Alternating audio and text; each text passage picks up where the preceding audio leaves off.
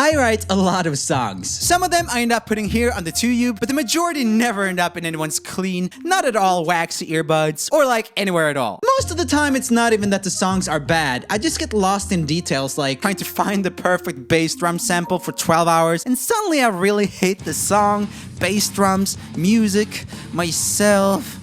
But sometimes the reason a song isn't released is that it's bad. And today I want to share a few of those bad ones with you. For some reason I've forgotten, and I'm already kind of regretting this. Not a number. Okay, so first off is a song called Not a Number, and boy, oh boy, the lyrics on this bad boy are I was trying to be all relatable and vague, but then I mentioned all this crazy specific stuff that makes it not work, like not even a little bit. For you to understand this absolute hot pile of manure of a song, I need to give you some context. This was in the very beginning of me being a full-time YouTuber. I was working alone in a tiny flat all day, 7 days a week. I barely slept. I ate actual garbage, you know, actual garbage like banana peels and plastics, but none of that mattered to me because of how excited I was to be doing this job. As many of you probably know though, not taking care of yourself is fine when things are going well, but the minute something goes bad and you're running on 4 hours of sleep and a meal consisting of plastic wrappers and a pistachio nut, you will freak. And I freaked.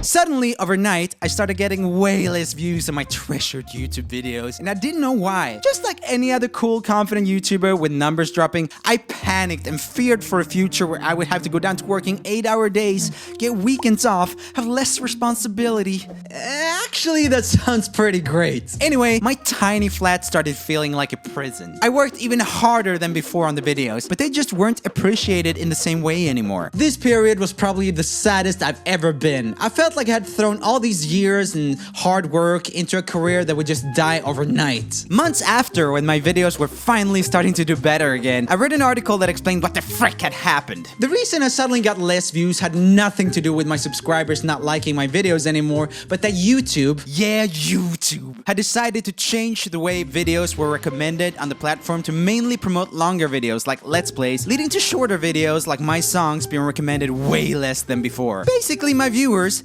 desperate, aching, yearning for hastily thrown together cover versions of whatever songs were popular at the time, didn't see my videos in their feeds as often anymore. I also learned that this didn't only happen to me, but all YouTubers that made short videos had been affected. Most notably short-form animators, musicians, and sketch comedy people. So what made me a cranky boy about this was that YouTube had made this decision that messed with so many creators' livelihoods so casually without making a real effort to let anyone know. It just happened. It's like as if you were working at a hot dog stand and you earned money based on how many hot dogs you sold. But then one day your boss, who owns both your stand and a stand next to yours, hired a bunch of dudes with megaphones who stand there every day yelling, "Hey everyone! The hot dogs at the other place are like way tastier! Also, this guy just went to the bathroom and didn't wash his hands. Do you really want him to touch your hot dogs?" And you're totally confused because your boss didn't even tell you he was gonna do this, and suddenly you sell way less hot dogs, and you're poor, and you have to move into a tent, and you have to eat plastic, and share the tent with 5 Asian women, which was actually kinda nice because you learned a lot about their culture.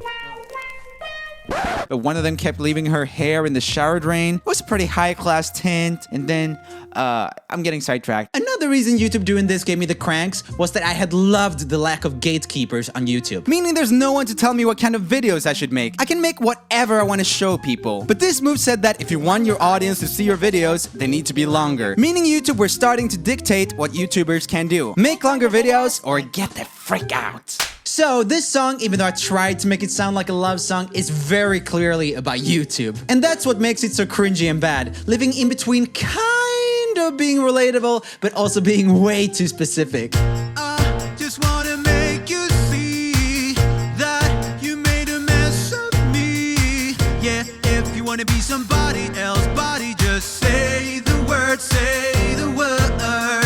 Trying so hard to make this sound like a love song here, but it already doesn't make any sense. Who calls their partner buddy? I'm an idiot. Anyway, what I'm really saying here is that if YouTube wanted to put the guy with a megaphone next to my hot dog stand, they should have told me, and that messing with my hot dog sales like that is a jerk thing to do. Get you all since 23, aging faster, low on sleep. Yeah, if you wanna be somebody else, body, just say the word, say the word. I'm saying here is that I basically put my life into my hot dog stand, sacrificing taking care of myself even, and still my boss would rather promote the longer hot dogs across the street. At the time I wrote this song, I felt like, dang, those stupid long Let's Play hot dogs don't need all that promotion. If my stupid idea to make this sound like a love song was falling apart in the earlier lines, here it's obliterated. Oh well, I guess some people are in relationships that make them age faster and takes up all their time, but to me, that definitely sounds like a job. I just look at these lyrics now and I feel like a totally different person because whoever wrote this is stupid. I wrote this. I'm stupid. On a serious note though, it was incredibly frustrating to have built this connection with your audience just for YouTube to lessen that connection without any warning. I still remember when I was happy, all of the things we shared. This is me just whining about missing when things were simpler, and this is part of why I don't really like this song. It has all this victim mentality in it, and I'm not even sure I had that at the time. I think it's just something that came from trying to write a love song about work, which should really be viewed more like work. Like, YouTube was not in a monogamous relationship with me. We didn't have little cute date nights where YouTube would be like, I love you, Roomie. I would never bury your videos just because they're short. I will love you forever and ever. And also take me now on this restaurant table. Take me, oh, take me. Now all my heroes are gone and buried. They must have thought you cared. My heroes in this context are the musician YouTubers I looked up to at the time who were hit with the same decline in views. This is where it gets really weird that I'm trying to pass this off as a love song. Like, was my partner also dating a bunch of people I looked up to? What kind of polyamorous relationship am I having with these people? And why are my heroes gone and buried? Did my partner murder them? Is my partner going to murder and bury me? So many questions when the answer is just that this is a terrible, terrible song. And I am not a number.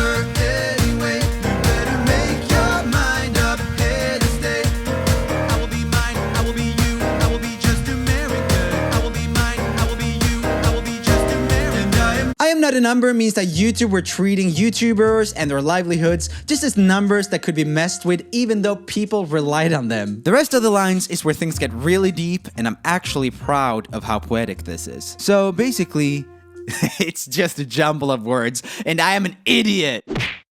I do this when I'm working on a song when I have a melody but no lyrics yet. I just sing a bunch of garbage. It's all garbage. I'm garbage. Also, I want to add that being a YouTuber and thinking you'll be able to do whatever you want forever is stupid but an easy mistake to make. After chatting to YouTuber friends about it, especially my super cute bud Dave from Boy in a Band, we started figuring out ways to make longer music-based content by mixing music with other things like vlogging and animation. As much as I think YouTube did things wrong by not telling creators properly, if they want me to sell long as crap hot dogs, I'm definitely not gonna insist on selling tiny little wieners.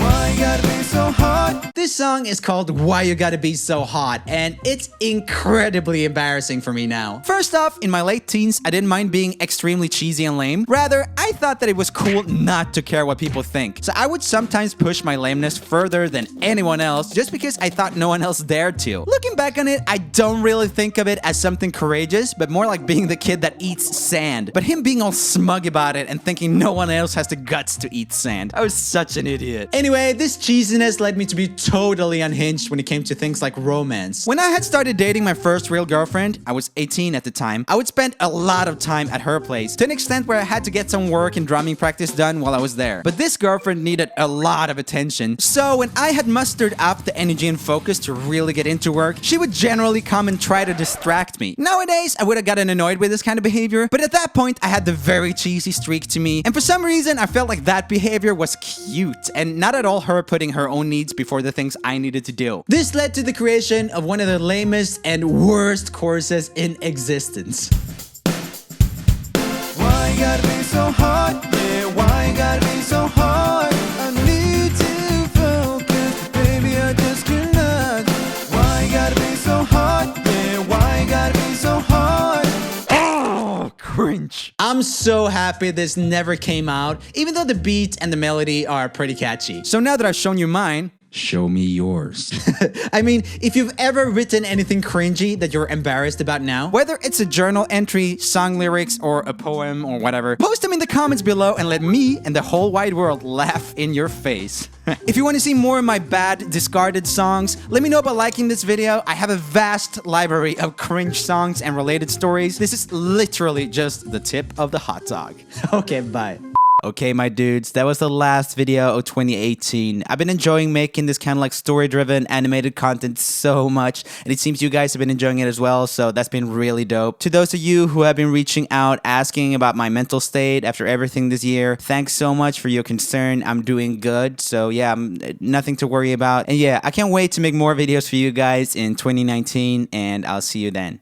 Happy New Year, Merry Christmas.